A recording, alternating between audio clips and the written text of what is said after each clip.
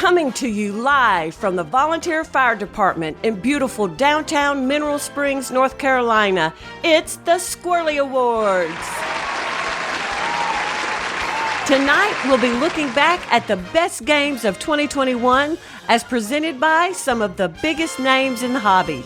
So grab yourself a moon pie, sit back, relax, and enjoy the show. And now, here are your hosts for tonight, Tony McCree and Marty Connell. Hello, and welcome to the 7th Annual Squirrelly Awards. My name is Marty. And I'm Tony. Now, if those remember last year, we didn't have a lot of people in here in the VFW. We had to roll in TV monitors and everybody had to zoom in. But this year, it is fantastic to see everyone's smiling faces here in Mineral Springs again. That's right. And for those of you who don't know, a VFW or what is it? Volunteer Fire? It's a VFD. I said VFW. VFD. Yeah, you did. There's...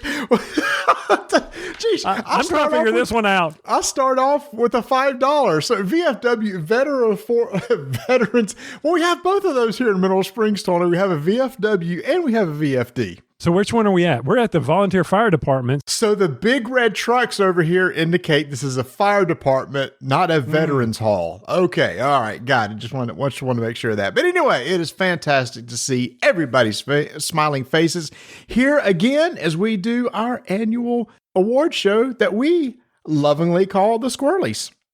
That's right, because we don't know where we're going to go, how we're going to present. We're just going to call people up on stage and present some of the games we thought in 2021 were top-notch, stellar. Oh, wait, that was 2020, stellar. Yeah, this it one was. This is Sub-Astral's year. Yes, okay. I think, well, shh. We don't know that yet because we haven't opened the envelopes. And we would just like to thank a special sponsor of this episode. This year's Squirrelly Awards are sponsored by Miniature Market, who is working with us to do some great giveaways, including a $50 gift card and one of those really, really nice Miniature Market bags. So make sure to pay attention later on in the show when we mention details on how you can enter your chance to win that $50 gift card and a new bag. Pay attention. There might be a drop of a special code you can use later. Just saying. Just pay attention. What? Bear with us. You got to get through the show. I'm not going to timestamp that bad boy. You've got to pay attention, y'all. So that's what I'm saying. Oh my! You know, normally these award shows, Marty, have some jokes, fun things about people but we're not that creative. No, we aren't. Unfortunately, all those shows have a whole staff of writers, that come up with the jokes and the quips and everything. And unfortunately, our staff of writers just basically include you and I. And so therefore, creativity is out the window. I mean, we could try to, but we don't want to offend some of our presenters. We want them to come back for 2023. I mean, I don't want to upset the pegs. I don't want to make a comment about what Rob is wearing or... Please, I'm glad he's wearing something unlike previous years where he had come out of the shower and, I'm not going to go there. I'm not going to make fun of anybody on the show except you or me. Nor we continue to talk about how last year we were able to stay under budget because we didn't have an open bar and Bonacore wasn't here. But I see that he's not even at this table. He must be back there at the bar somewhere. No, I see him right over there. Oh, he's coming to the stage. Wow. Stephen Bonacore just slapped the crap out of me. How can you be out of freaking IPAs?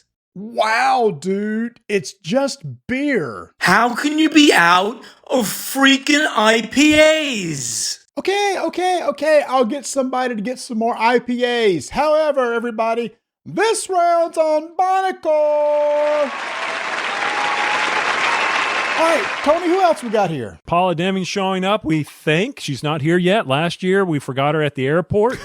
Our bad. It's becoming a thing with Paula having to basically call into the show. So hopefully she's got an empty seat over there, but hopefully she can make it this year. And Joel with that robot. I thought we unplugged it. For the first year ever, we don't have a miniatures award category because there wasn't that many different miniature games that we played last year. So we gave Joel a new category thinking that probably, that the robot's going to be closeted for a while. So we'll see. So who is first to come to the stage, Marty? Oh, wow. Let's go ahead and kick this thing off with our very first award, which is Why Didn't I Think of That for Most Innovative Game? And coming to the stage to present that award is our good friends from Tantrum House. They say they named her, tell her he loves her. Well, why didn't I think of that? Thanks, Marty and Tony. This is Melissa from Tantrum House, and we're giving you the nominees for Why Didn't I Think of That, the most innovative category. And to give us the nominees is the most innovative member of Tantrum House, Liam. Hello. Okay, well, the nominees are The Initiative, The Key, and Echoes the Dancer. Thanks, Liam. We thought, why don't we bring a child on here, teenager, right? Teenager to the show so that you could have something really innovative. But our job now is to give who the winner is. Drum roll, please. The Initiative.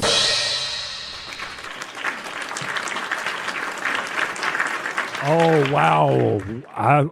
Who was responsible for checking IDs? If we got an open bar, Marty, we might have a problem here at the VFDW, wherever we're at. The VFDW, yeah.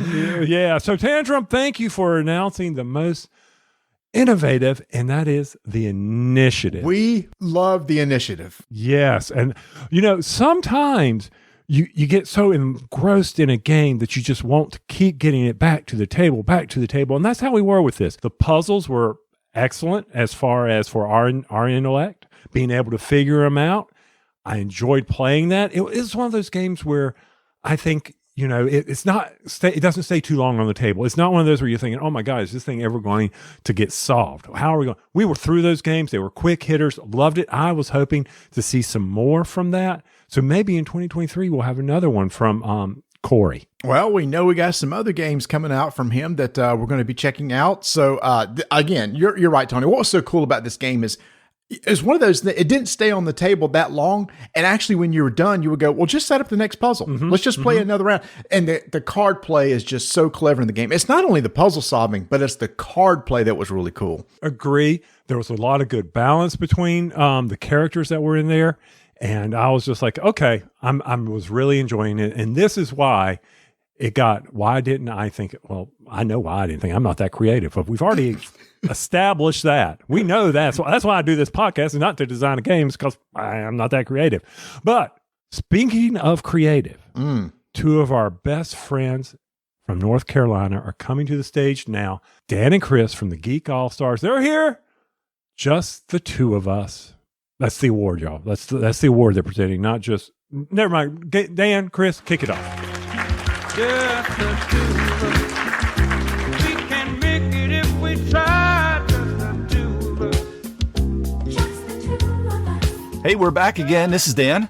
This is Chris. And we're from the Geek All-Stars podcast, as always. We're here to do the Just the Two of Us, the best two-player game from last year for Marty and Tony, for the Squirrellies, as we love them every single year. So first up, we have 300 Earth and Water. This is plays in about 30 minutes. Not quite heavy, but kind of a light to heavier weight game by Yasushi Nakaguro and Bonsai Games. Has more of a war game feel to it for two players. We now also have Land versus Sea. This was designed by Jean-Paul Jacques and published by Good Games Publishing. It takes about 40 minutes to play. It is a sort of semi-whimsical tile-laying game where you're playing cartographers and building out your islands and waterways.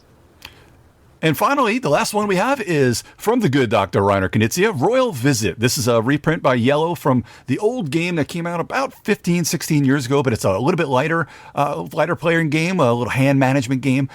Very solid, fun little card game there. And the envelope, please. The winner is 300 Earth and Water. So there you have it. A great pick by Marty and Tony, and we'll see everybody next year. And hope that everybody checks out the Geek All-Stars podcast. Bye-bye. Tony, there was a lot of great two-player games last year, but 300 Earth and Water was one that really, really stuck out to us. We love games that have asymmetric gameplay. We're really getting into historical games, and we love games that we can set up and play really quick, and this satisfied all those. Now, people may be confused because if you go pull the stats, you see that 2018 over there, but this was a game that came to us in 2021. I just want to throw that out there so people are always challenging our awards, Marty, saying, well, how can that be 2021? It was new to us in 2021. But yes, 2-player game. All of those were excellent nominees. I mean, I really enjoyed Land versus Sea. So good. So good. Donna enjoyed that one. Royal Visit, I think, was one that you got to play a lot. Yeah, so Vanessa and I really enjoyed that back and forth thing of trying to get the court over to your side. But again, I'm kind of finding a passion for historical games, and that's why 300 stuck out to me. And it really did kind of recreate that feel of the Greeks being outnumbered, but standing strong and fighting back against their oppressors. And I didn't, even though there's dice involved, I didn't feel as crushed with them as you would in some of the other games. Felt like there was a good balance, a lot of strategy. I mean, that little game, that tight game, tons of strategy. It was right there at you. I mean, you had to think through each move. You had to think through, well, what are they going to do? It was a chess-like feel to me on when it came to strategy. How many moves ahead do I need to plan? Mm-hmm. Well, you know what? Lots of times, Tony, there are games that come out that we really, really enjoy. And one way to get those games back on the table is to possibly release a new expansion. So we love to have a category dedicated to expansions for those releases that help us bring those older games back onto the table. And we're excited to have David Waybright from Man vs. Meeple to come up and announce the nominees and winner for Gimme More.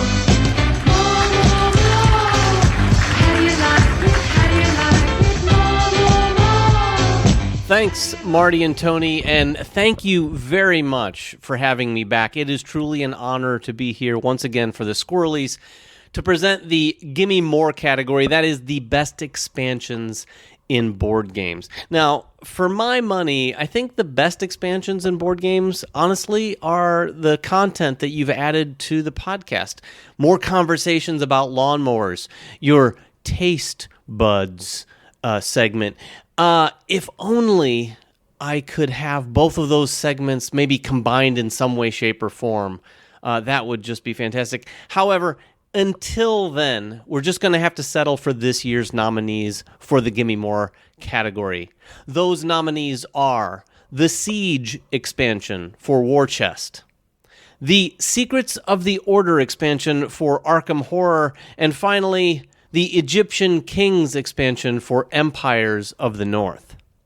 And the winner is the Egyptian Kings expansion for Empires of the North. Congratulations to that game and publisher Portal.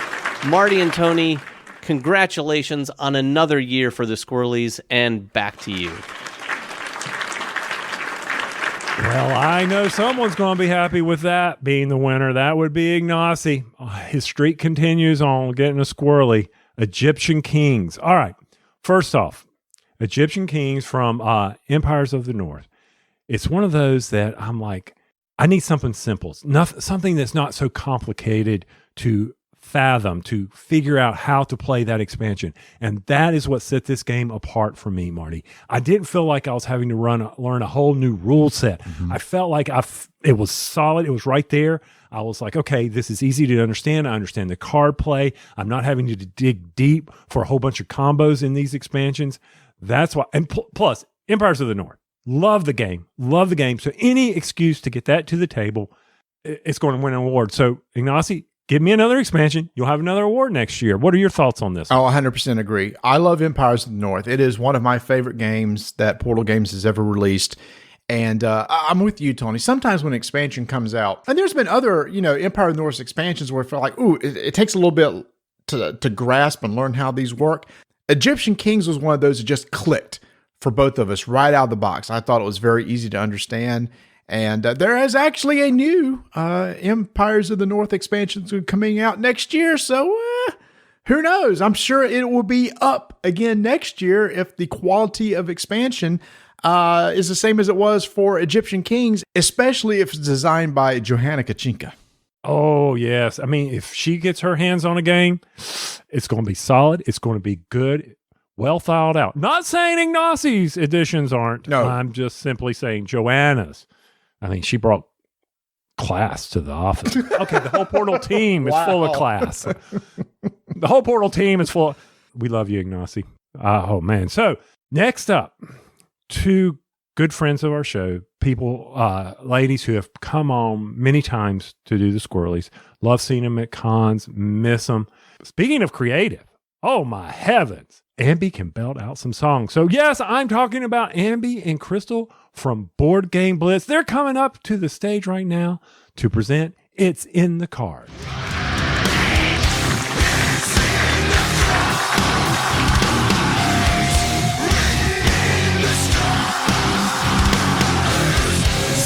What a warm welcome. Thank you so much, Marty and Tony, for inviting us back to present yet another Squirrely Award. We are honored to be invited back for, gosh, I don't even know how many years it's been now, but we are so happy to get to present the Best Card Game Award. It's in the cards. Ooh, cards. I know exactly how to introduce this. All right, ready?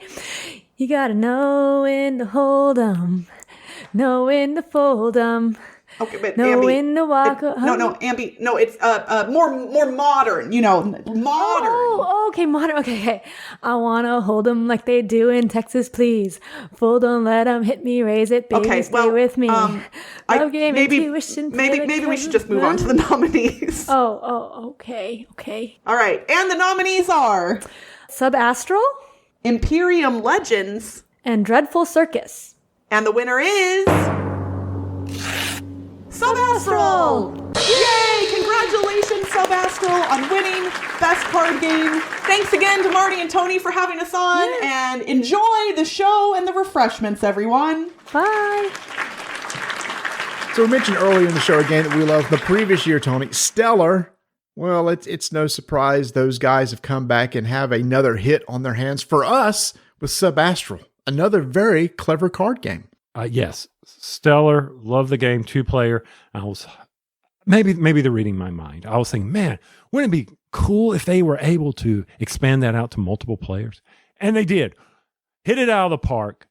I've played that game recently with my family, and they were like, "Oh, this doesn't seem very much fun."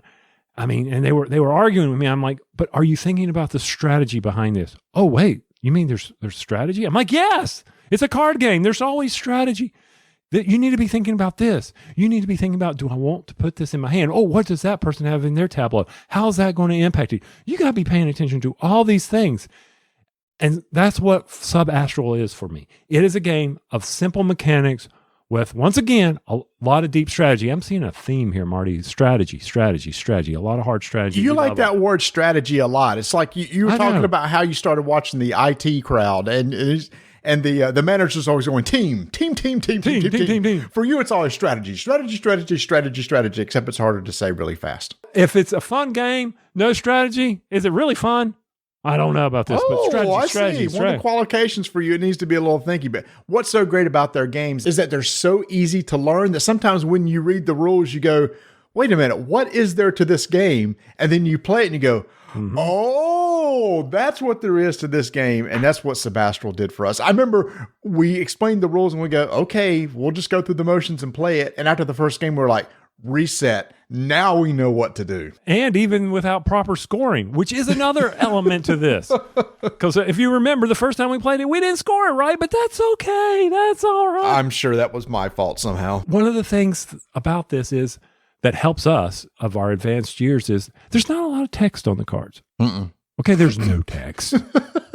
Numbers? Oh, love the game.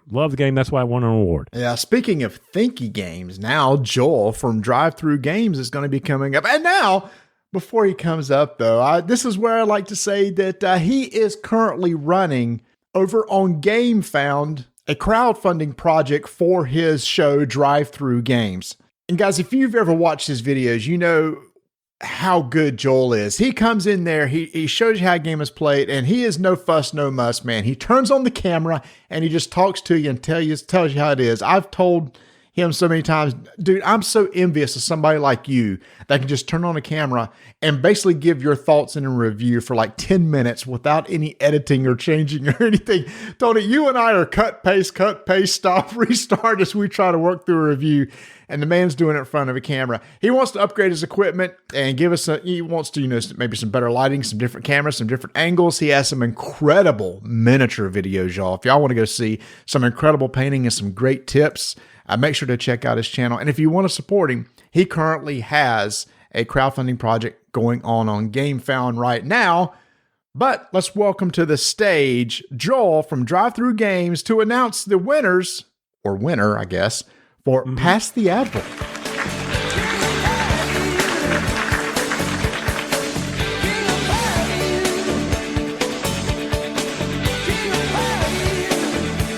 Hello, everyone. Thank you. Happy to be here once again. Yet another Squirrelly Award, this time for 2022. Hope everybody's feeling good out there. As usual, I have my friend with me, Private Magnus. Private? Yeah, you got demoted, remember, from last year. Oh, that's right. All right, don't have an attitude again this year. We're going to have a problem not being invited next year. Fine. Wow. What is your deal this year? This isn't even a minis category. What is the name of this category? Pass the Advil? What does that even mean? Well, Marty said they didn't play enough miniature games this year, so they asked us to do the best heavy game. Like Heavy Bolter? No, not like Heavy Bolter. Just give us the nominees. Fine. The first nominee is Cedars from Sirius, Exodus, Hallertau, Tabanusi. How do you say that last one? Tabanusi. Okay, and the winner is Hallertau. Congratulations, Hallertau. Great game. New Uwe Rosenberg game. Lots of fun, lots of different cards. I recommend it myself. I'm not sure Private Magnus recommends it. Oh, I like that game. Oh, you do you? So you don't just play miniature games? That's not the only thing that you play anymore? You never play Euro games anymore? I still play Euro games. Okay, I heard different. Okay, back to you, Marty and Tony. I was really hoping that robot wouldn't show back up. we threw Joel for a loop. He was expecting a miniatures award, and he got here and to go, oh, it's not a miniatures award. Well, I bought the big thing again, so I guess he had a private, whatever it is, Magnum. At least this time he was speaking better. Going through the video, there was a lot of feedback last year, and I couldn't understand a word that robot was saying. But aside from that, Hallertau, we played this early in 2021, and we were like, we've got to remember this. Well, I was like, Marty, write it down.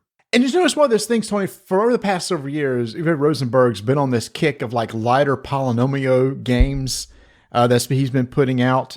I know that you're a fan of like Patchwork, etc. And so it was really exciting to get one of his a little bit more crunchy games to the table. And I just loved the mechanics of this, of the resource management. And you got the grid of how it was just so much going on. And it's just one of those that clicked.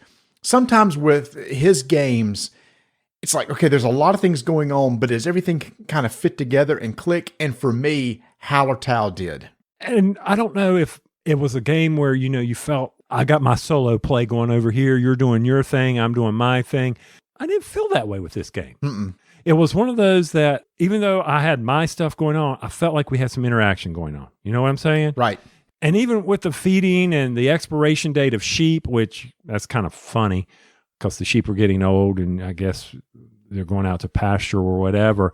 I didn't mind that as much. But yes, I really enjoyed the field rotation. Oh, the field rotation was cool. And having to clear the rocks and everything and be able to move your progress on your player board and everything like that. Just all really clever mechanics. But nothing that was constantly in your face. You just had to say, okay, these are simple things I need to do. But now, how do I manage that? How do I get that done and still be competitive with everybody else at the table? So yes, Hallertau, great game. Well deserved to pass the Advil. Oh, no. What? You need to bring the volume down on the amps. Tell the sound guy in the back you might want to keep your fingers on the feeders and the sliders and everything back there.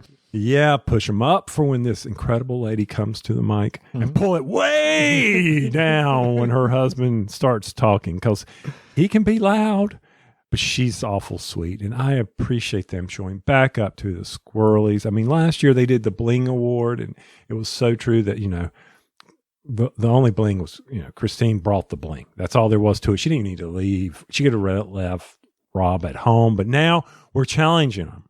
We've put a new category in the show because there were a ton of train games in 2021. Ton of them. So to get to some of our favorite train games, we've got Rob and Christina from Blue Peg, Pink Pelt. Pink Pelt. From Blue, Pink Pelt.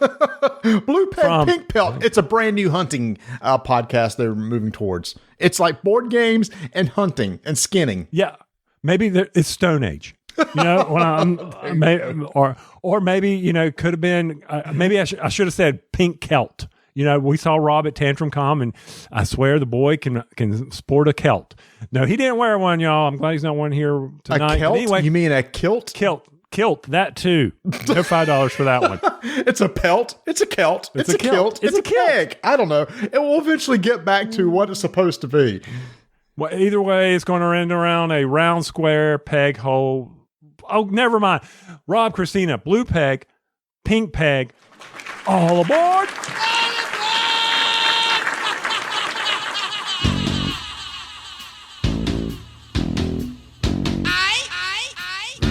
Oh, hey, everybody. I'm Rob. I'm Christina. And we're from Blue Peg. Pink Peg. And here we are again at the Squirrelly Awards. Yeah, I thought it was really tremendous for Marty and Tony to invite us back again this year. Okay, I see. That's funny. I see what you did there. Yeah, I'm just, trying to keep us on track.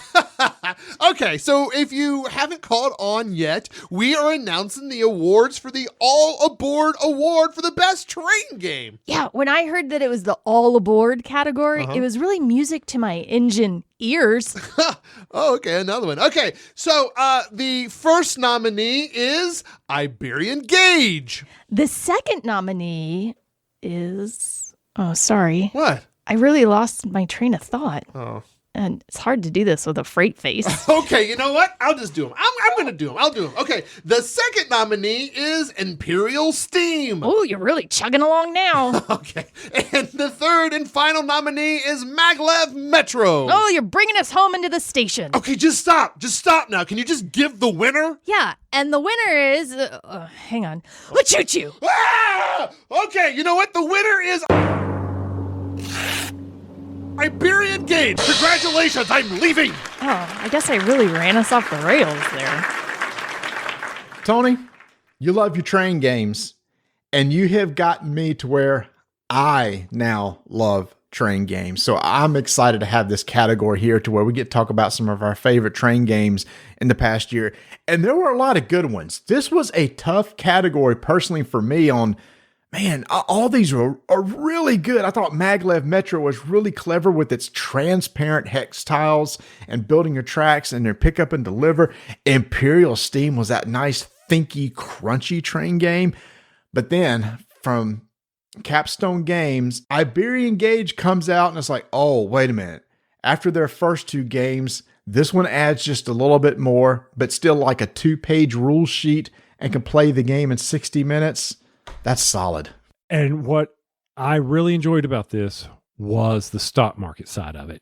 Sometimes... I agree. I'm clapping for that. Everybody clap for that one. I love good stock market games, especially ones that are very simple to get into. So you got the 18X games where you're a heavy stock market, sometimes it feels like, the train portion, I don't want to say add-on, but, it kind of helps bring it. But here, this stock portion really, really drives this game. It's not so much about moving freight or anything like this. Yeah, you got to be able to complete your various tracks to the various cities, because if you don't, effects can happen.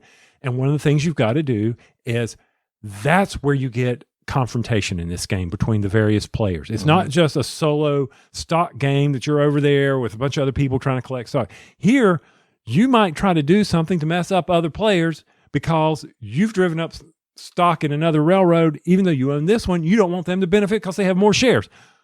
Love the game. My favorite of the 3, Iberian Gauge. Love that game. Yeah, solid. I hope that he does some more of that series style of games. Talking about Clay, but Capstone, the whole team, because they've been on a real... They've really been on track with their... Oh, there it is. I was trying to find the pun, and I couldn't find it with their previous line of games. It's right there in front of me. I couldn't say track. Yeah, and Christina had 500 in that one thing. I mean, I was sitting here groaning as she kept doing those. Choo-choo. Oh, come on. I'm like, oh, please. I know you're brilliant. Creativity. It's just oozing from our audience and our presenters tonight. It's just everywhere. Ian O'Toole Art's in this one too. And so much to this game. I wish creativity would ooze on me. Speaking of creativity, Tony, it looks like Paula Deming is still not in her seat. So let me give her a call real quick and see if she wants to do this over speakerphone. And if I can get her, she's going to be presenting a new category for us this year. A lot of tile laying games have been coming out, so we have a brand new category for it called No Grout Required.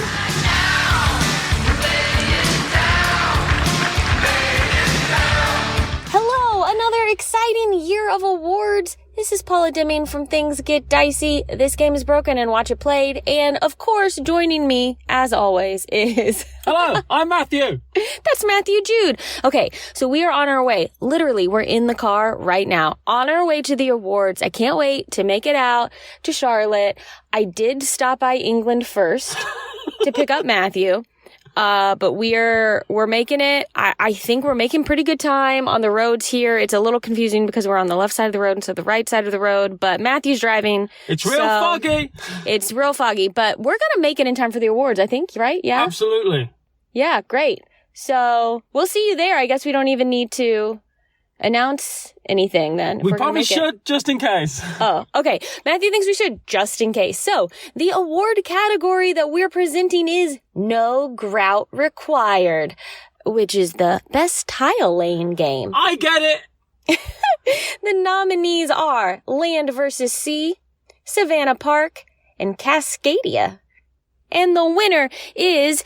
This is my in-the-car drum roll. Savannah Park! Congratulations! It's a good one. Okay, we're just gonna we're just gonna keep driving. See you soon.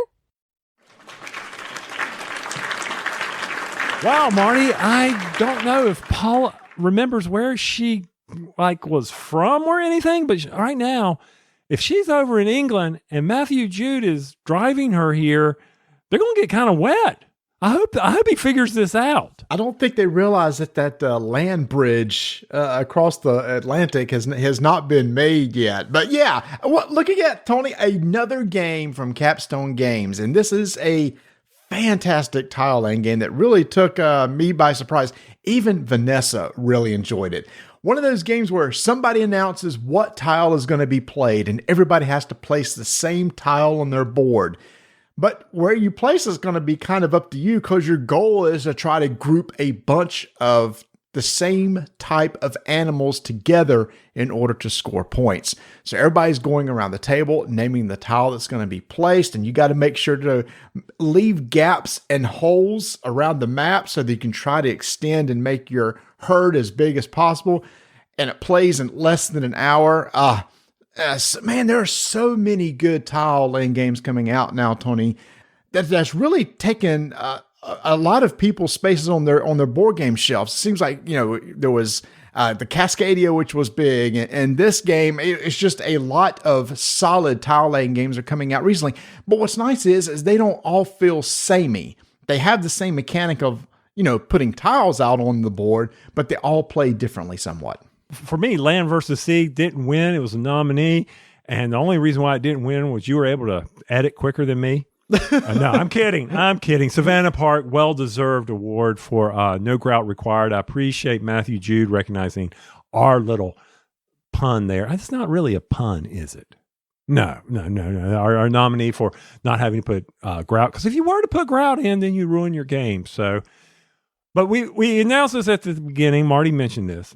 But the sponsor, Miniature Market, is doing something very special for this year's award. As Marty said, someone will be receiving a $50 gift card and a nice new game bag, as well as they have promised. Oh, wait a minute. Are we supposed to be like going to commercial break at this point? Yeah, you told me we were. That's what's. Well, so hold on. Let me start the music. Hey, in the back, could you cue the Miniature Market commercial music?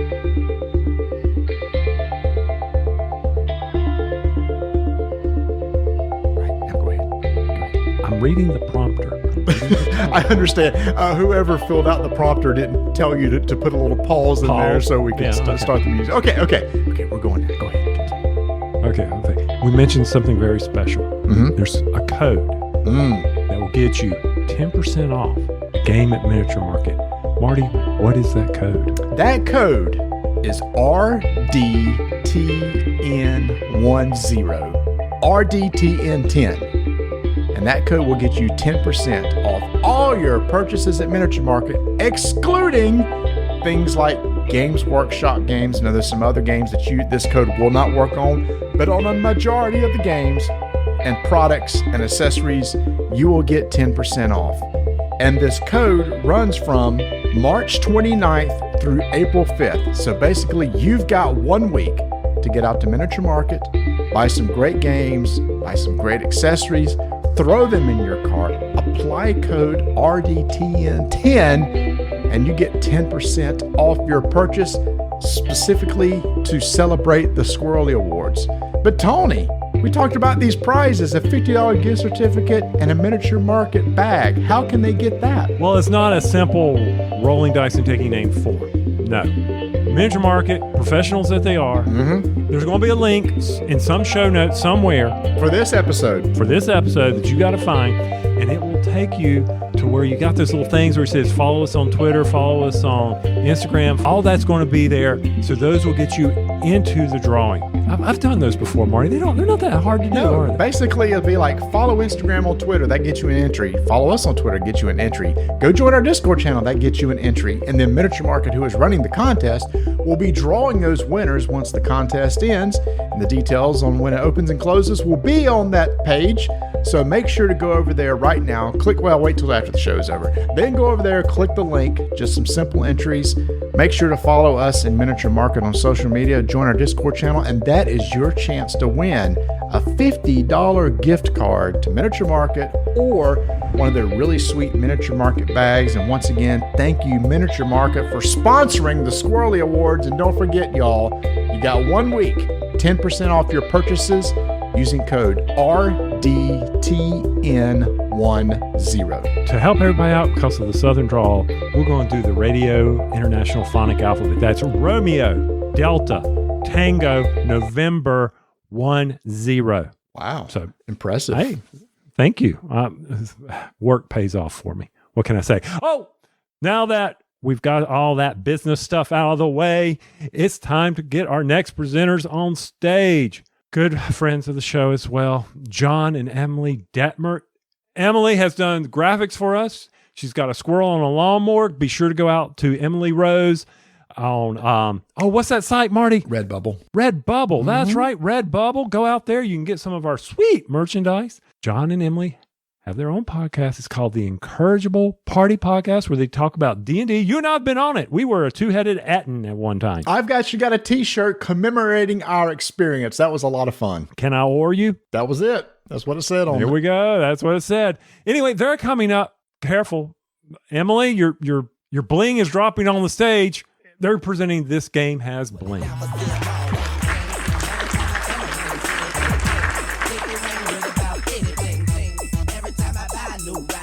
Good evening. We're John and Emily from the Incorrigible Party. And we'd like to thank Marty and Tony for temporarily suspending the restraining order so we could be here tonight. What's that noise? A few of the rhinestones are falling off my dress. Don't worry about it. And they've asked us to present the This Game Has Bling Award. You didn't have to modify your dress just to give out this award. But now it has bling. And the nominees are After the Empire, published by Grey Fox Games, designed by Evan Halbert and Ryan Mock. Would you use that bedazzler out in the shed from the 70s or something? And the next nominee is Stronghold Undead from publisher Portal Games and Stronghold Games, designed by Ignacy Shevchik. It was the only one I could find. The third nominee is Unfathomable. Unfathomable, published by Fantasy Flight Games and designed by Tony Fanchi and Corey Koneska. And the winner is... Unfathomable. Unfathomable. Congrats to Fantasy Flight, Tony, and Corey. Should we tell somebody to clean those up? No, it'll be fine. Let's just get out of here. We only have 15 minutes before the restraining order goes back into effect. Yeah, you're right. Who lifts a restraining order for only 2 hours?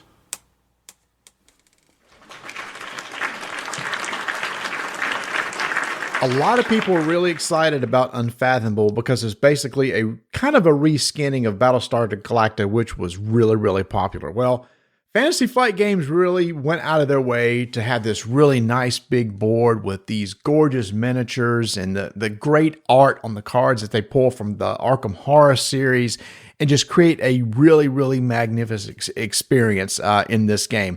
Kind of bringing the board to life, moving those big Dagon characters around the board and as they attack your ship and everything.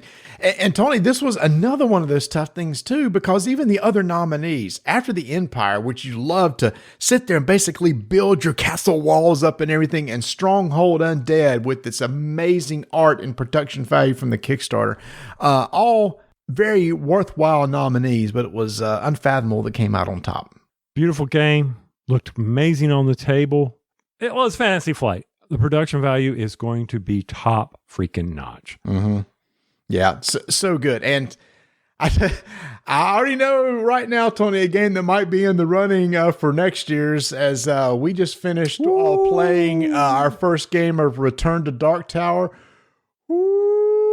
Publishers, I tell you, if you want to compete against those guys, you better bring out something good because that bad boy is blinged out to the nines. Nice. That's it. That's going to be the bar to get over. Mm-hmm, for sure. But we'll worry about that next year. So congrats to Unfathomable for this game has Bling.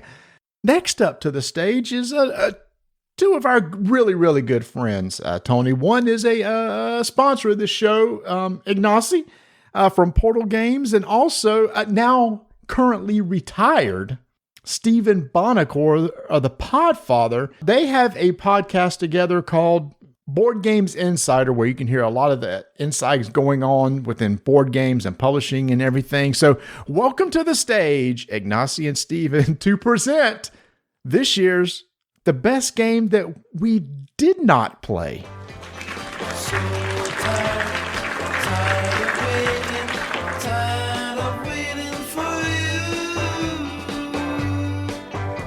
Hello, this is Ignacy Trzewiczek, Portal Games. And this is the Podfather of Gaming, Stephen Bonacore. We are here to announce the nominations and the winner of the 2022 Squirrelly Award for Best Game We Didn't Play. And the nominees are Stronghold Undead. And the winner is Stronghold Undead. What? Wait, now, since Ignacy is not a native English speaker, and sometimes his Slavic nature comes across a bit harsh, I will translate and give context to his comments for his acceptance speech as the designer of Stronghold Undead. Go ahead, Ignacy. This is some real bullshit. On behalf of the publisher, Stronghold Games, and the designer, Ignacy Trzewiczek, Marty and Tony, two old dudes and this stupid award. I'd like to thank this very respectable jury. Best Not Played Award? For this award in this exceptional category. I delayed this game for 4 years. Ignacy, along with his development team, worked on the game for many years. They didn't even play it? I have no words. Ignacy cannot express in words enough his happiness and thanks. And you know what is the best? This is the best day in Ignacy's career. I'm sponsoring their show. This is my money going to this bullshit. This award has a lot of value to both Ignacy and to Stephen. I always told you, Steven, only Spiel des Jahres matter. The gravity of these Squirrelly Awards is so important to the industry and fans alike. I'm done. And this award will motivate all of us to continue the hard work in developing great games. Thank you so much, Rolling Dice and Taking Name. I don't know what that man's complaining about. I just don't understand him. He's got the longest winning streak on the Squirrelies. Yep.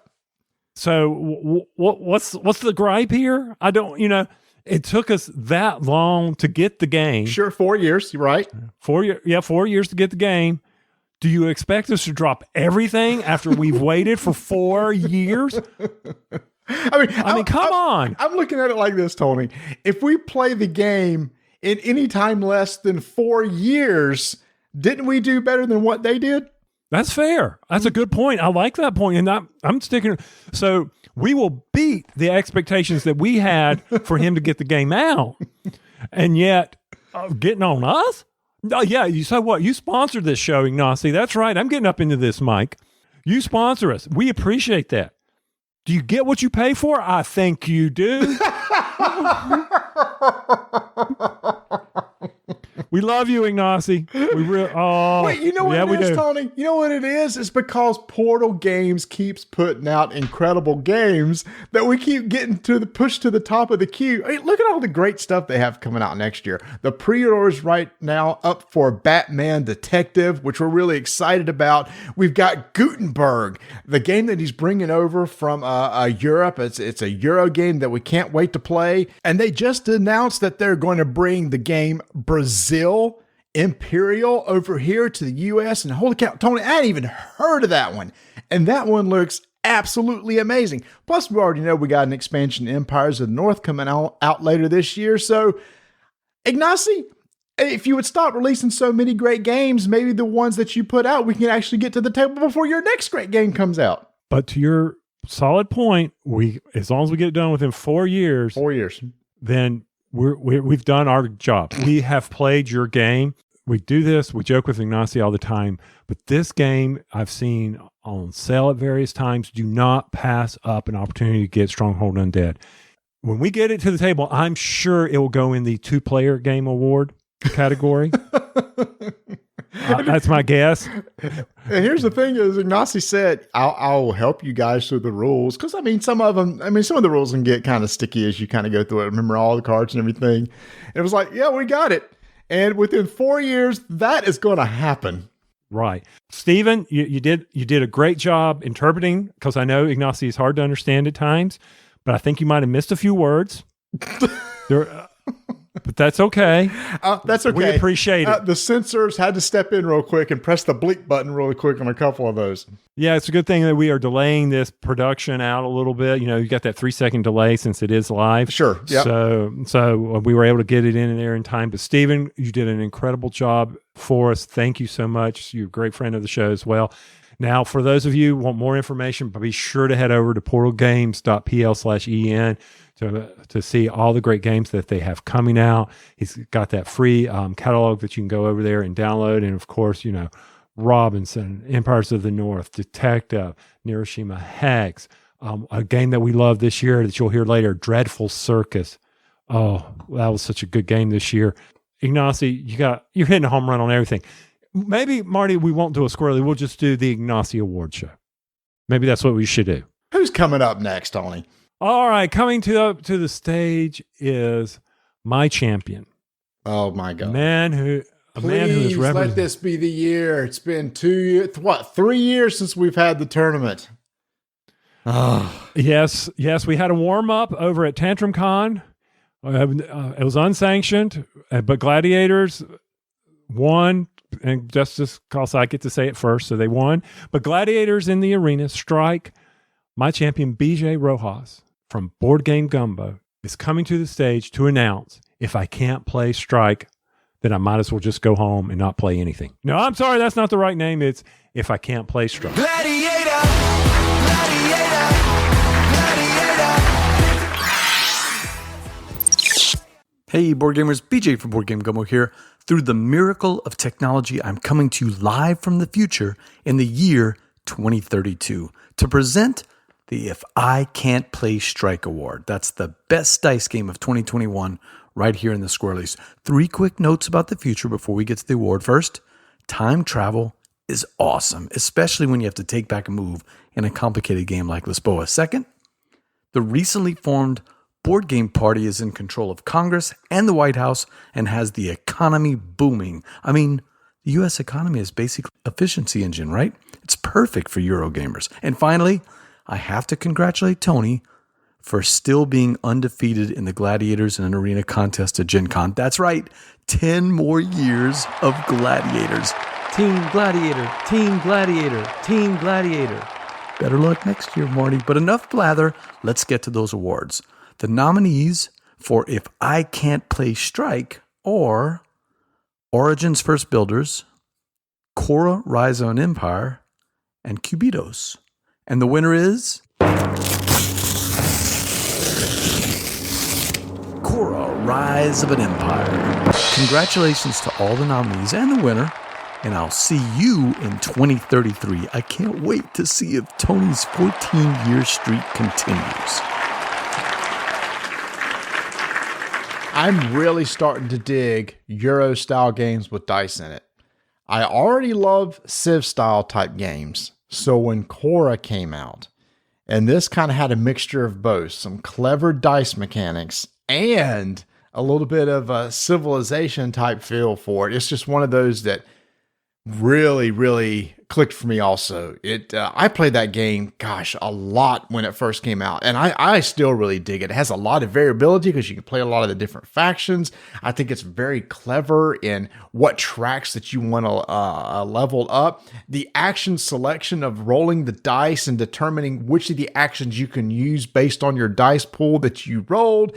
You have ways to change the values of those dice so you can change which actions you did. Just very, very clever game I really enjoyed. And when you say dice in a Euro type game, it's not one that will punish you. It's just the randomization. It's how it generates random events in the game or assignments or workers, which, is one of the things we talked about with another game that's on this, Origins, and how it uses games. So all these games have that going for them. Mm-hmm.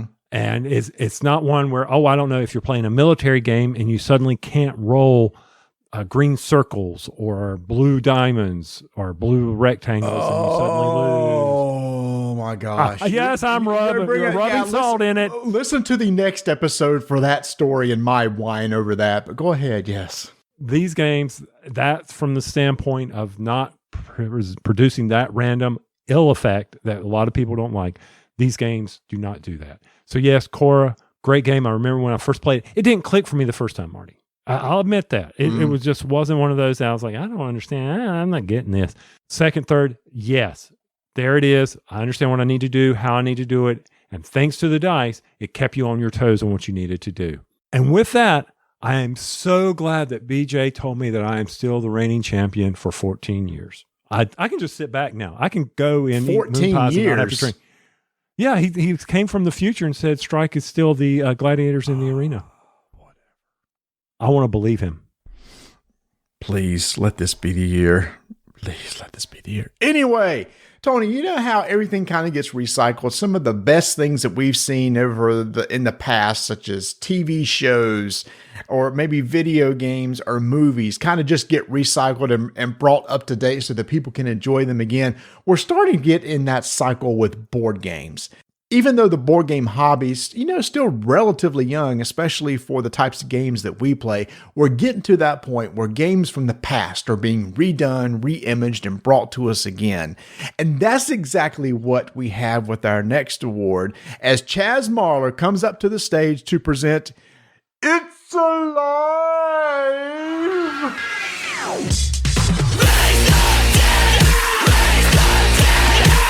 Hello there! It's going to be my astute honor to present the It's Alive Award, the accolade bestowed upon a new edition of a pre-existing game. Also known as the I bought the original version of this game several years ago, but still haven't played it award. So, I'll buy it again with this new version because, yeah, certainly, yes, that will be just the push I finally need to get this game off the shelf, learn it, and get it to the table. Yes, you heard correctly. Not only have I never played the original copy of the game that I bought back when it first came out, I haven't even read its rules yet. But no matter. No, don't worry about me. I'll just wisely invest in buying it again now, because surely this slightly revised, slightly not completely identical version will be just the mental goose boop that I need in order to play it once and for all. I ignore the fact that this approach has never ever worked before with any of the other games with multiple versions already collecting dust on my shelf. No. This time will do the trick for sure. That award. And the nominees are Clash of Cultures Monumental Edition, first published in 2012 as a decidedly non-monumental edition. We can't have that now, can we? Nah, I can't be expected to play a version decidedly lacking in monumentality when now I know that there's a new version with decidedly more monumentalistic tacticness available. So out of my way, Grandma, I have Cultures to clash monumentally. And Tyrants of the Underdark: board game, originally released in 2016 as a version simply titled Tyrants of the Underdark. So I better play it safe and buy this new Tyrants of the Underdark board game edition as well. Otherwise, when I break it out on game night, it might not be clear that this is a board game that I'm getting off the shelf to play, and my friends might be struck with confusion, just wandering aimlessly around my living room, shivering until I spray them down with cold water. And finally, originally published in 2013 as Gravwell Escape from the Ninth Dimension, we have Gravwell 2nd Edition, in which the publisher bravely took the rare approach of actually shortening the game's name. However, thankfully, they did maintain the standard industry practice of including a colon in the new edition's title. So just remember, just like counting the rings of a tree, you can tell a board game's version number by counting the number of colons printed on the front of its box. And now, the winner of the award is... I don't know, I forgot to pick up the envelope this year. So, let's say Clash of Cultures, Monumental Edition. Congratulations, Monumental Edition of Clash of Cultures, Now, if you'll excuse me, I'm going to go unbox and punch my copy of this game in a vain attempt to pretend that I'm ever actually going to play it. Another very creative soul. He's amazing. And I think he said it correctly. Every version of a game that comes back out needs to have colons in its name. I completely agree with him. That tell you what version it is. We are on Gravwell, : 4th edition. You just go Gravwell, : and you will know it's the 4th edition. This was a very hard category for you and I to come up with a winner, because all these games, we loved them the first time. Well, okay, Clash of Cultures was new to me, but the other two played them multiple times. Mm-hmm. But when you put Clash of Cultures on the table, I was like, oh my gosh, this game is going to take us forever, and I am going to be a grumpy Tony. Well, the first part was true. It did. It did. It took a little while. But I was not grumpy. I was very happy. I enjoyed this game and the mechanics, understanding, developing my civilization. It all was right there. It flowed. No one could screw up a rule teach on this because it was right there. It was up to me to figure this out. Clash of Cultures. It has some incredible bling to it as well. Mm-hmm. But Marty, I know for you, this is one of those games that I think you really liked. I remember I said earlier, I really started to dig Civ style type games, and I like historical type games. And this is a chance to play as some historical factions and peoples from the past. The skill trees and everything that you have for each of these are so different. So every time you play, it could feel different, but the core rules are always the same. There are some technologies that everybody shares and everybody has access to. So it's not like you have to relearn everything just maybe the special things with the factions. And that's what makes it really easy to pick up the next time that you play. It does flow easily. I love the fog of war, of exploring, tiles flipping over. Such a good game. Not to take anything away from Tyrants and the Underdark, because I thought that was a brilliant game of deck building and area control, and you know how much we love Grabwell. So we're really glad to see all these games refreshed and come out to gamers who may have missed them in the past. Couldn't agree with you more about Clash of Cultures, Marty. But coming to the stage now are two new presenters. Well, we always love to feature brand new presenters at the Squirrelies. Maybe somebody that if you haven't heard of, you need to go and get to learn, which is why I'm excited to have this couple come up stage, Tony. And they haven't heard about us yet and know what they're dealing with. So now, to be fair, they said they have listened to the Squirrelies before. So I was and they still decided to. It's like, well, we'll risk our reputation and come on the show, and we'll see what happens. So coming to the stage from Blackboard Gaming, Dwayne and Alicia. So if you haven't, be sure to go out to their YouTube channel, subscribe, watch some of their incredible videos. I love the backdrop of their video. It looks like most importantly, Marty, they've got Scoville front and center on some of their games. I'm like, I want to play Scoville with them. That's one of my favorite games. They got it going over there. That's what I love about them. They are so personable on their videos and everything like that. I hope one day to be able to sit down and play a game with them, because I think they would just be such a fun couple to play with. Dwayne and Alicia present the award that is based on our listeners' correct opinion on what's the best game from 2021, the All Y'all Award.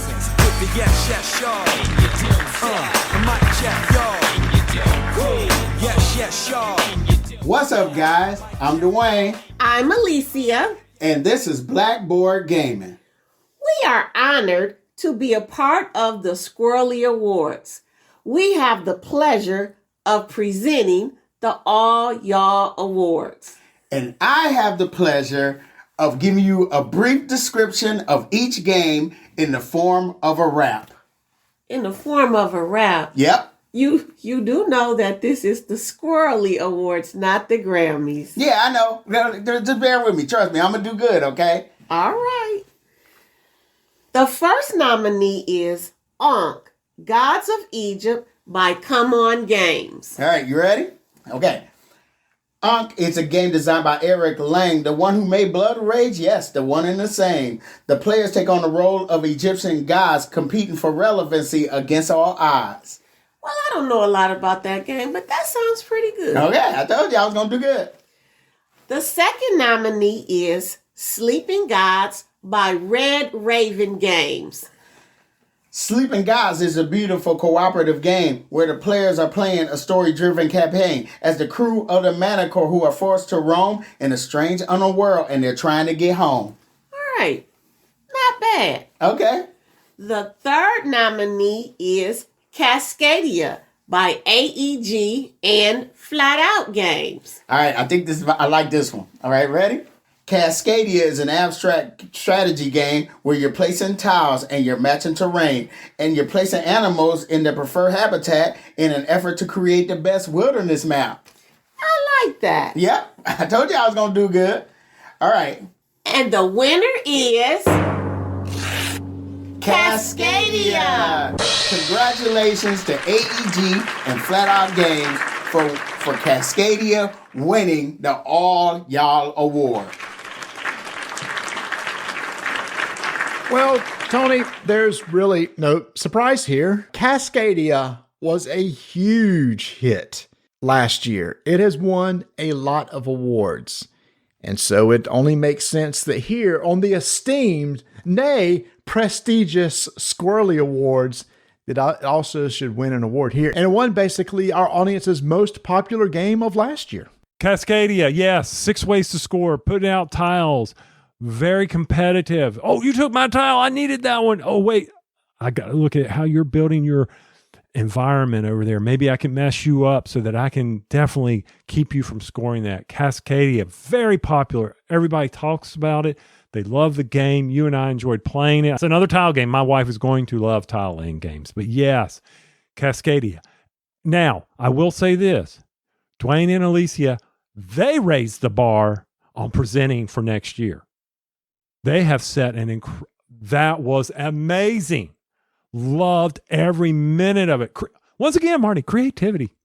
Man, and they were so why are we doing this? I don't know. They were so, that's why we don't do videos either. I mean, they were so informative. They were like, here's basically in under 2 minutes, they told you everything about the games and how they work and everything.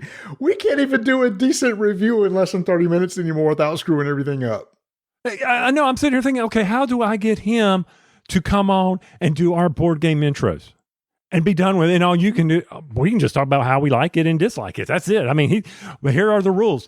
Boom, done. I'm like, my mouth was open. I was like, oh man, that's just amazing. So anyway, congrats to Cascadia, and thank you to all those who voted in this year's All Y'all Awards. Well, Tony, every year we've started giving out an award for who we think is the Publisher of the Year. This is a publisher who we feel in the year has came out with several games that have really caught our attention. And this award is probably deserving because this next publisher is one of those that has been releasing big hits year after year. And in fact, we've already mentioned one. There was a nominee here for Origins vs. Builders, which we had mentioned earlier. And the abstract game, Tony, that you and I really like, Mandela Stones. It's Mandela, right? It's not Mancala. It's Mandela. Yeah, like I said, $5 is off the table. We already screwed that one up. I've been told many times that it was not Mandela, it was Mancala, but this time it is Mandela. Mm-hmm. So you can't mess it up. You're absolutely right. Tabanusi. One of my favorites. Yeah, that was so good this past year. Great game. Zapotec. You can get that on pre-order over at Miniature Market right now. One of my big hits. That's one of those like an hour to 45-minute games that I really loved. Right. Teotihuacan. We haven't gotten that on the table in a while, have we? No, I know we haven't. And we just have, actually, it's funny that you say that because we have their brand new tile laying game, Founders of Teotihuacan, that we're going to get to play this year. Nice. And I know they've got expansions coming out for Mandela Stones. That's coming out. So, and then Escape Tales. I mean, they, once again, hitting it out of the park. Boom. It's out of here. Love their stuff from Board and Dice. And production. They do not skimp on the production. No, they don't. They do a fantastic job. They always make sure to have a solo version of the game in there. So if you want to try it. So Board and Dice, it's been long overdue. You are our 2021 Publisher of the Year. Philippe from Board and Dice, please come to this stage to accept the award for Publisher of the Year. Thank you. This is absolutely amazing. I've been sitting wriggling till the very last moment while waiting for the jury's verdict. In the name of Board and Dice, especially in front of all of you who came today to this theater of dreams in so great numbers, we would like to thank for this laurel. Pardon me, the emotions are simply overwhelming. Let me mention everyone without whom all this would have not been possible. I will keep it short, as I've reduced the list to mere 16 pages. Let me start alphabetically with Mrs. Aston, who taught me English in the primary school. She was an amazing person, and without her, I would not be able to talk to you. So then let's go to B. I would like to thank Mr. Burton, who was delivering mail to our office, and thanks to him, we could have actually known that we'd been nominated, and still would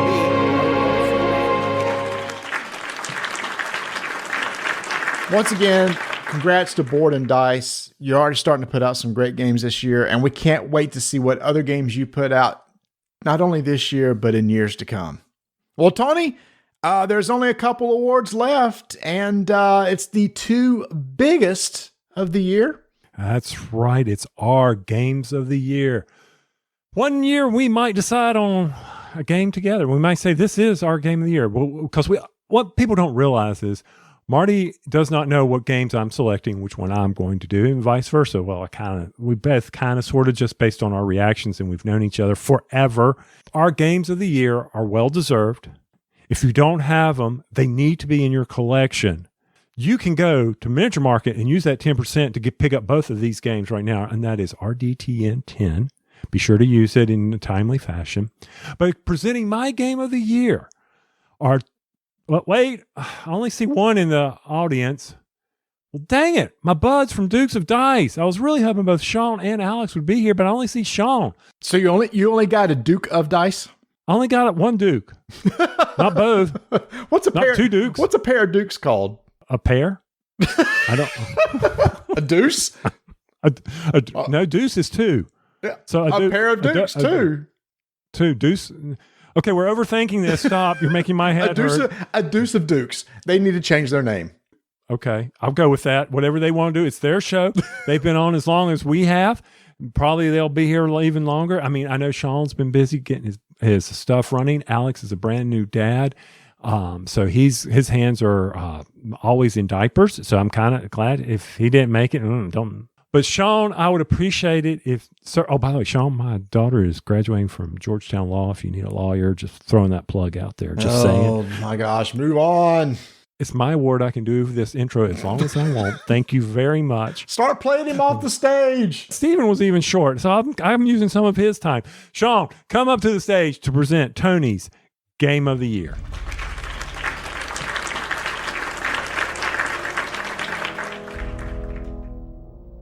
Hey there, everybody. This is Duke Sean from the Dukes of Dice podcast. And boy, can I tell you that I am super honored that Tony asked me to come back to the Squirrelies to announce his Game of the Year.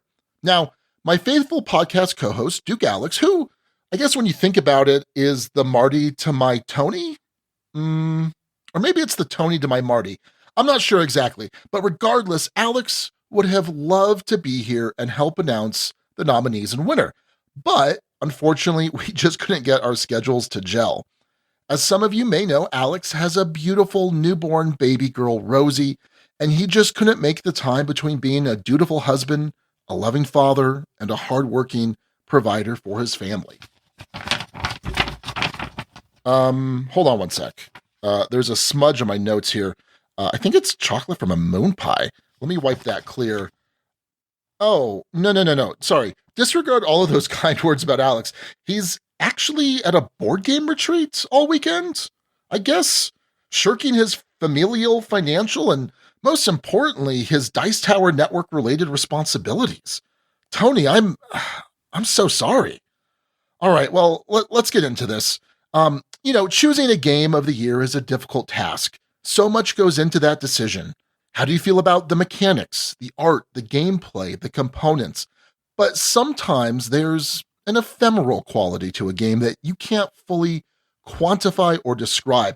You just feel that game in your bones. So, what are the games from 2021 that Tony felt in his bones? Here are the nominees for Tony's Game of the Year. Brian Boru, High King of Ireland, published by Osprey Games and designed by Pierre Sylvester. Subastral, published by Renegade Game Studios and designed by Ben Pinchback and Matt Riddle. And World of Warcraft, Wrath of the Lich King, published by Z-Man Games and designed by Justin Kampinen, Todd Michelis, Alexander Ortloff, and Michael Sanfilippo. And the winner is Brian Boru, High King of Ireland. Wow. Finally, after all these years, a trick-taking game about an 11th century Irish king striving to unite Ireland takes home the top prize for Tony.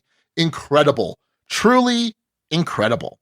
Well, thank you again, Tony, for the honor. Marty, a pleasure as always. Stay safe and healthy out there, and Duke you later, everybody.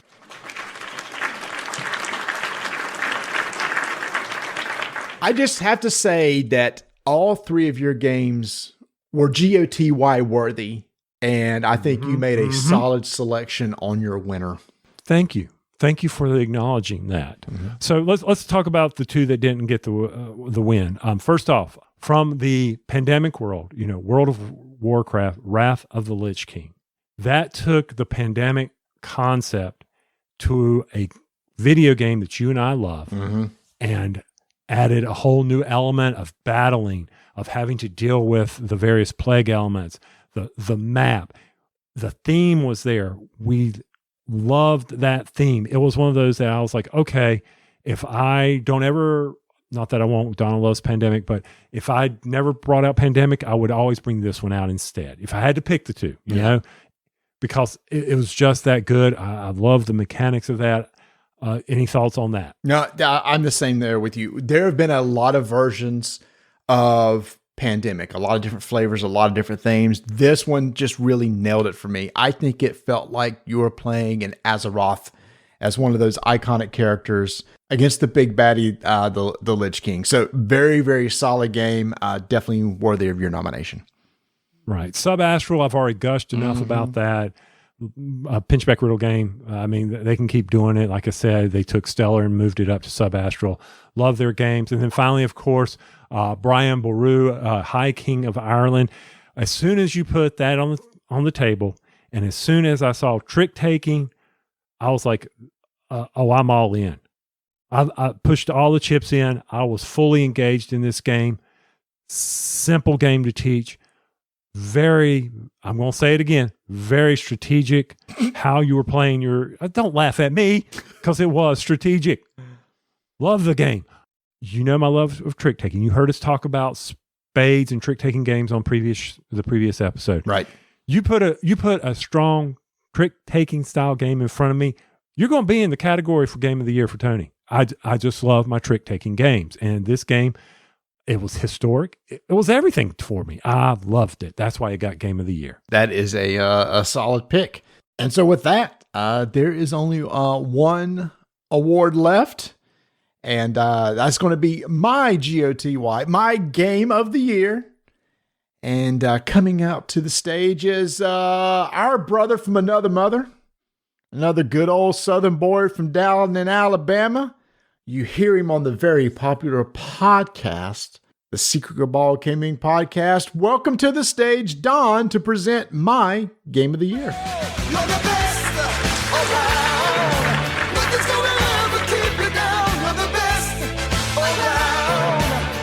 Hello, all you dice rollers and name takers. I'm Don Baggett from the Secret Cabal Gaming Podcast, and I'd like to say how honored I am to once again be presenting for the Rolling Dice and Taking Names Squirrelly Awards. And I really mean that. I mean, I'd like to say it. I guess I should just be thankful for small blessings. Could be worse. Could be the Drive-Thru Review Awards after all. Well, regardless, let's get to it. I'm here to present the Squirrelly for Game of the Year. The nominees are Moon Pies, 12-pack of RC Cola, high-volume hair mousse, and medicated foot powder.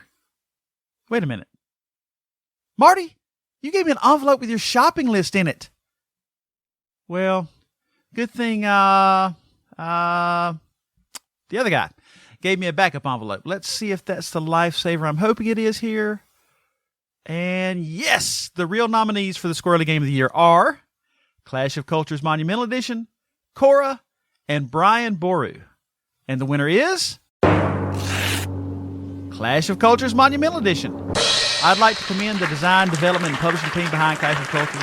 It's varied in strategy, epic in scale, and thankfully, foot powder free. Congratulations.